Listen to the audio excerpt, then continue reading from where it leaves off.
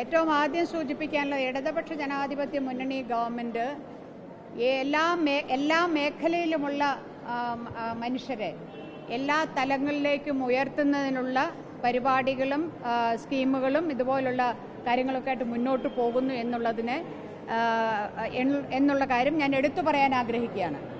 അതിൻ്റെ ഭാഗമായാണ് ഈ സെക്ഷൻ ഈ സിനിമാ മേഖലയുമായി ബന്ധപ്പെട്ട് സ്ത്രീകൾക്കും അതുപോലെ തന്നെ പിന്നാക്ക വിഭാഗങ്ങൾക്ക് പട്ടികജാതി പട്ടികവർഗ വിഭാഗങ്ങൾക്കൊക്കെ തന്നെ ഈ രീതിയിലുള്ള സാമ്പത്തിക സഹായം ചെയ്തുകൊണ്ട്, കാരണം ഈ വിഭാഗങ്ങൾക്ക് ഇത്തരം രംഗത്തേക്ക് കടന്നു വരുന്നതിന് ആവശ്യമായിട്ടുള്ള സാമ്പത്തികമായിട്ടുള്ള ഒരു പിന്തുണയും ഒരു സാമ്പത്തിക ഭദ്രതയും ഇല്ലാത്തതിൻ്റെയൊക്കെ ഫലമായാണ് ഈ വിഭാഗത്തിൽ നിന്നും അധികം ആളുകൾ ഈ മേഖലയിലേക്ക് കടന്നു വരാതിരിക്കുന്നത്.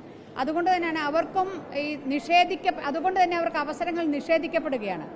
ആ അവസരങ്ങൾ നിഷേധിക്കപ്പെടരുത് എന്നുള്ള ഇടതുപക്ഷ ജനാധിപത്യ മുന്നണി സർക്കാരിൻ്റെ നിശ്ചയദാർഢ്യമാണ് ഇത്തരമൊരു പരിപാടിയുമായി സർക്കാർ മുന്നോട്ട് വരുന്നതിന് കാരണം. ആ വിഷയത്തെ ശ്രീ അടൂർ ഗോപാലകൃഷ്ണൻ ആ വിഷയത്തിൽ വളരെ 1.5 കോടി രൂപ എന്നൊക്കെ പറഞ്ഞൊരു തുകയൊക്കെ പറഞ്ഞു. അത് വേസ്റ്റ് ആകരുത് എന്നൊക്കെയാണ് പറയുന്നത്. ഈ രാജ്യത്ത് സർക്കാരുകൾ ചെലവഴിക്കുന്ന ഓരോ പൈസയും ആ രീതിയിൽ ഇത് എല്ലായ്പ്പോഴും ഈ സ്ത്രീകൾ അതുപോലെ തന്നെ ഈ പാർശ്വവൽക്കരിക്കപ്പെട്ടവർ, ദളിത് ആദിവാസി വിഭാഗം, ഈ വിഭാഗങ്ങളെക്കുറിച്ച് സംസാരിക്കുമ്പോൾ ഉടനെ അവിടെ മെരിറ്റ് കൊണ്ടുവരുന്നു, ഉടനെ അവിടെ അവരുടെ കഴിവിനെ കുറിച്ച് ചോദ്യം ഉണ്ടാകുന്നു. അതല്ലാതെ മറ്റു വിഭാഗങ്ങൾക്ക് വേണ്ടി അല്ലെങ്കിൽ മറ്റ് പൊതുവായിട്ടുള്ള രീതിയിൽ പണം ചെലവഴിക്കുമ്പോൾ അതിനെക്കുറിച്ച് ഒരു ചോദ്യം. ഇപ്പോൾ തൊഴിലുറപ്പ് കൊണ്ടുവന്ന ഉടനെ അത് സ്ത്രീകളാണ് ഏറ്റവും അധികം അതിൽ പങ്കെടുക്കുന്നത്, അവർക്കാണ് ഒരു വലിയ സഹായം. അതുകൊണ്ട് തന്നെ അതിൽ അത് ഈ രാജ്യത്തിന്റെ പണം വേസ്റ്റ് ചെയ്യുന്നതിന് തുല്യമാണെന്നാണ് പറഞ്ഞത്. അതേപോലെയാണ് ഇവിടെ ഇപ്പോൾ ഈ കാര്യത്തിൽ ഒരു സമൂഹത്തിന്റെ മുഖ്യധാരയിലേക്ക് പല കാരണങ്ങൾ കൊണ്ടും അവസരങ്ങൾ നിഷേധിച്ച് പിന്തള്ളപ്പെട്ടവരെ മുഖ്യധാരയിലേക്ക് കൊണ്ടുവരാൻ ശ്രമിക്കുമ്പോൾ അതിനെതിരായുള്ള ഇത്തരം വികാരങ്ങൾ അത് അങ്ങേയറ്റം അപലപനീയമായ ഒന്ന് തന്നെയാണ്. അതിനെ ചോദ്യം ചെയ്ത പെൺകുട്ടിയെക്കുറിച്ച് അദ്ദേഹം പറഞ്ഞ ആ രീതി അത് അധിക്ഷേപകരമായിട്ടുള്ള ഒന്നാണ്. അദ്ദേഹം പറഞ്ഞ ഞാനിവിടെ വന്നത് അല്ലെങ്കിൽ ഞാനൊരു ഇത്തരത്തിലുള്ള ഒരാളല്ല എന്ന് പറഞ്ഞ് അദ്ദേഹം ഒരു പദപ്രയോഗം നടത്തി.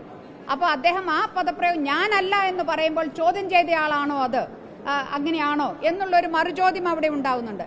അപ്പോൾ ഇത് ഈ സർക്കാരിൻ്റെ ഒരു പദ്ധതിയുടെ ഭാഗമായി കൊണ്ടുവരുന്ന ഇത് എല്ലാവരെയും എല്ലാവർക്കും അവസരങ്ങൾ, എല്ലാ മേഖലയിലും അവസരങ്ങൾ കൊടുക്കുക എന്നുള്ളത് അതുതന്നെയാണ് സർക്കാരിൻ്റെ ലക്ഷ്യം. ഈ രീതിയിൽ അതിനെ ഇതിലൂടെ ഈ ചാതുർവർണ്ണ വ്യവസ്ഥയുടെ ഏത് രീതിയിലാണോ അത് താഴെത്തട്ടിലുള്ളവരെ അത് നോക്കിക്കാണുന്നത്, അല്ലെങ്കിൽ ഈ വ്യവസ്ഥയ്ക്ക് പുറത്തുള്ളവരെ നോക്കിക്കാണുന്നത്, അത് നമ്മുടെ കേരള സമൂഹത്തിൽ ഇന്നും ആ മനസ്ഥിതിയും വെച്ചുകൊണ്ട് ഇത്തരത്തിലുള്ള ആളുകൾ, സമൂഹത്തിന്റെ വലിയ ആദരവ് പിടിച്ചു പറ്റിയിട്ടുള്ള ആളുകൾ ഇന്നും അത് അവരുടെയൊക്കെ മനസ്സിന്റെ കോണിൽ എവിടെയോ ഉണ്ട് എന്നുള്ളത് ഈ രീതിയിൽ പുറത്തു വരുന്നു എന്നുള്ളത് അങ്ങേയറ്റം ദൗർഭാഗ്യകരമായിട്ടുള്ള ഒന്നാണ്.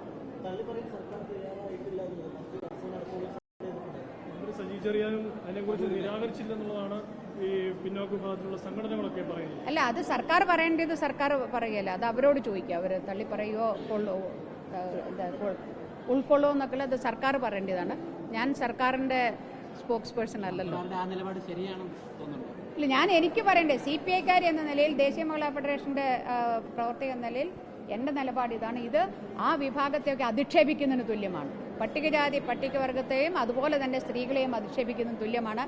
ഇവർക്ക് വേണ്ടി ചെലവഴിക്കുമ്പോൾ അതിനുവേണ്ടി പ്രത്യേകം ശ്രദ്ധയോടെ വേണം, അല്ലെങ്കിൽ അത് പണം വെറുതെ വേസ്റ്റ് ആകുന്നു എന്ന് പറയുന്നത് അത് ഈ കാലഘട്ടത്തിൽ അങ്ങനെയൊന്ന് പറയുന്നത് അത് അപമാനിക്കുന്നതിന് തുല്യമാണ്.